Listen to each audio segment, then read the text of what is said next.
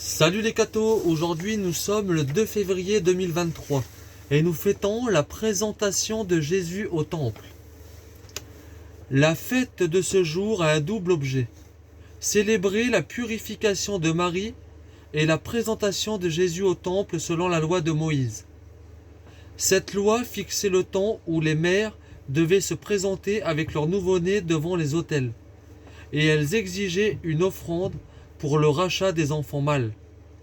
Ni Marie, toute pure, dans sa maternité, ni Jésus, fils de Dieu, n'étaient obligés à cette cérémonie.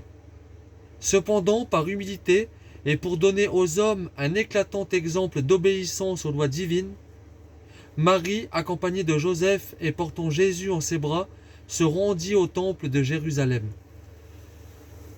La fête chrétienne qui nous conserve le souvenir de cette cérémonie porte, dans le langage populaire, le nom de la Chandeleur, à cause de la procession qui se fait ce jour-là dans nos églises avec des cierges allumés.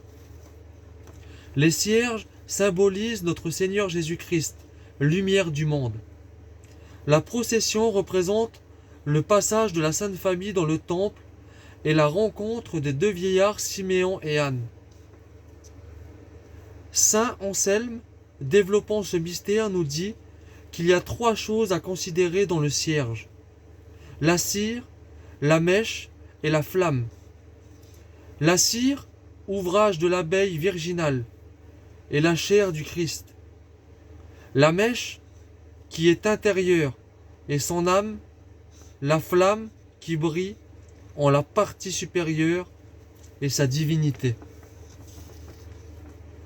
La procession de la Chandeleur nous apparaît comme la marche du peuple chrétien à la lumière du Christ, figurée par les cierges que porte le clergé. La portion choisie de l'Église, comme Jésus même, était portée entre les bras de Marie, entre ceux du vieillard Siméon et du pontife qui l'offrit au Seigneur. Les cierges de la Chandeleur sont bénis avec une solennité toute particulière et avec emploi des prières les plus touchantes. Conservés dans la maison des chrétiens, ils sont un gage de la protection divine.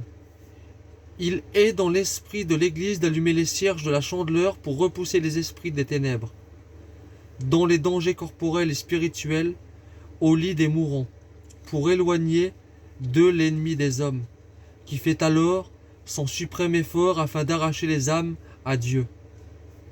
C'est bien alors surtout en effet que l'homme a besoin du recours du Rédempteur, vraie lumière des âmes, pour illuminer les derniers instants de sa vie. Que Dieu vous bénisse et à plus les cathos.